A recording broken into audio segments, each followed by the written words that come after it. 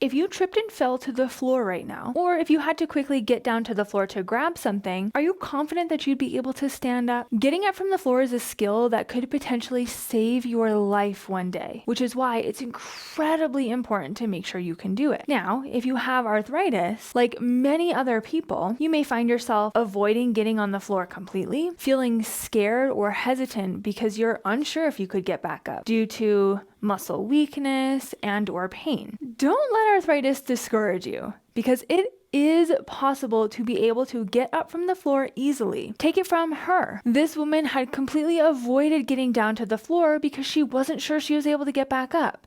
Now, after working on one specific thing, she can do it easily. Or this woman who felt very awkward and stiff trying to get up from the floor, that she dreaded doing it. But working on this one thing helped her also become very good at it. Now, this one thing is muscle strengthening, getting stronger so that way you can lift yourself up from the floor. In this video, I'm going to show you my top 3 favorite movements to help get stronger so you can get up from the floor with confidence.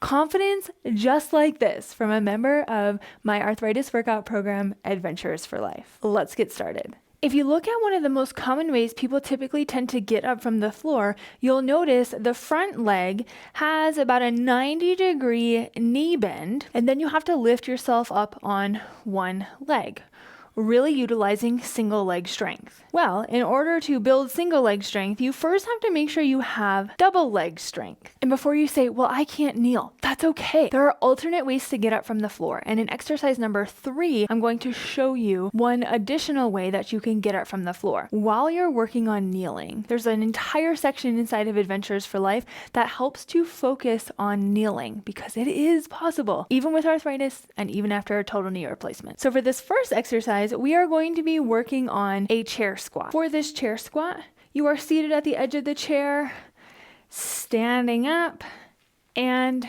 sitting down. The goal is to reach 15 repetitions easily and comfortably. While you are working towards that goal, you may need to raise the height of the chair if maybe you're experiencing some knee pain, hip pain, back pain, or feeling significant difficulty when doing it. You can also find a chair that has arms and utilize your arms as you start to build that strength. For these 15 repetitions, I want you to aim for 3 things. First, not having to use your arms. I want you to solely focus on using your legs to help you stand up and sit down. I want you to also focus on controlling yourself on the way down. Instead of plopping down, which can be a sign of weakness, focus on trying to sit down as slowly as you can. Thirdly, focus on having control of your knees. And what I mean by that is not allowing your knees to collapse inward as you stand up or sit back down. Also, try not to have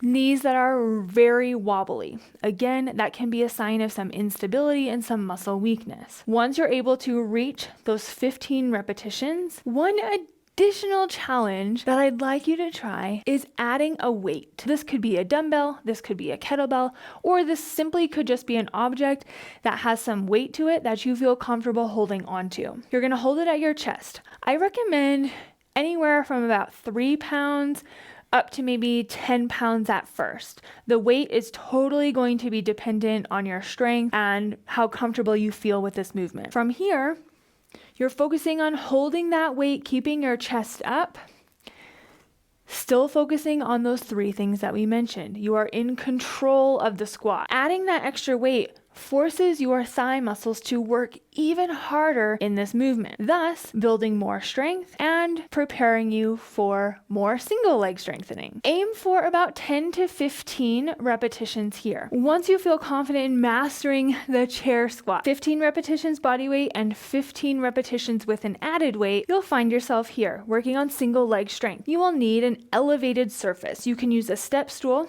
you can use a thick book, just make sure it's not going to slide on you, or you can use the bottom step of a flight of stairs. Place one foot on top of the elevated surface, and the opposite leg is going to be back behind you in a position that your hip mobility allows for. From here, shift your weight forward until you reach a knee bend as close as you can to 90 degrees.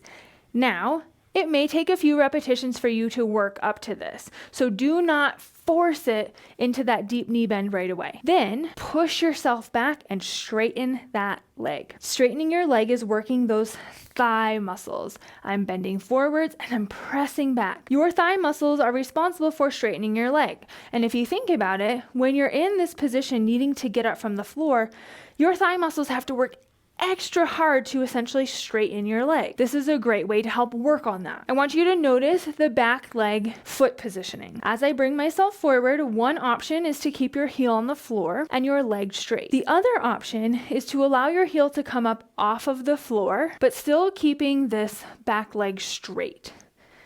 This forces most of your weight to translate forwards and relies more heavily on this front leg. Your goal is to complete 12 repetitions comfortably and easily each side. The reason I like to do each side, there are a lot of people who say, oh, I can only get up when my right leg is in front. Well, you may find yourself in a situation where that's not exactly possible. Now you have to rely on your left leg. So we want to make sure that is strong and ready. Same thing, shift your weight forwards and then push yourself back. Once you're able to master those 12 repetitions each side, the additional challenge is adding a weight. One caveat adding a weight is now you've made balance more challenging.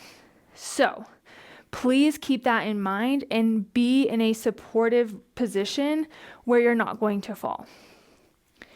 Hold on to that weight. You can even hold on to it with one hand and use the other hand for support and balance if you need to. Hold that weight at your chest just like we did for that chair squat.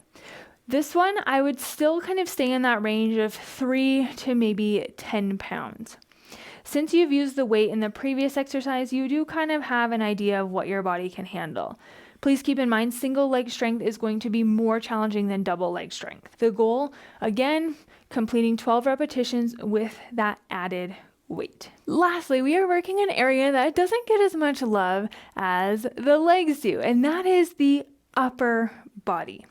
So, as promised, if you cannot kneel, one of the best ways to get up from the floor is utilizing your arms, keeping your legs in a relatively straight position, just like this. Notice you rely a lot on your arms to do this. Also, if you want some support and are near an object as you're standing up, you need your arms to help to push you up, just like this.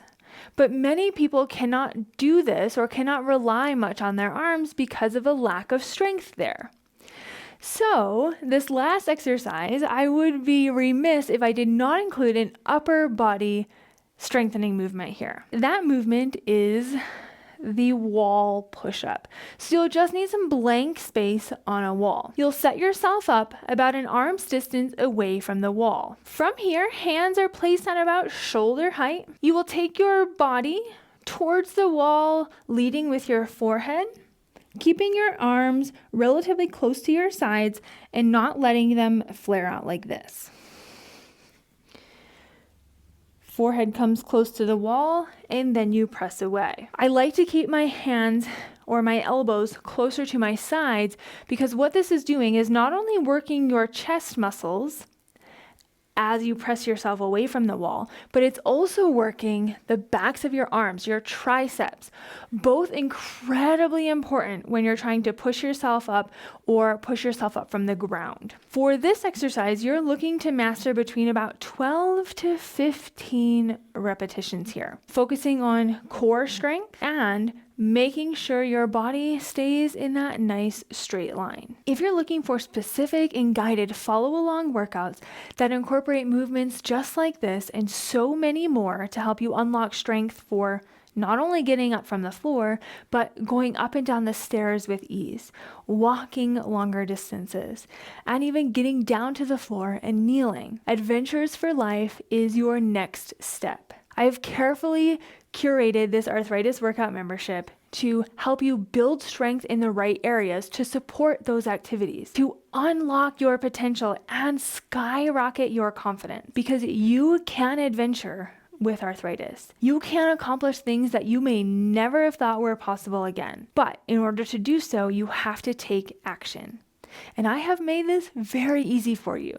There's a link down below for a free trial into Adventures for Life, so you can give it a try and truly see what you're capable of.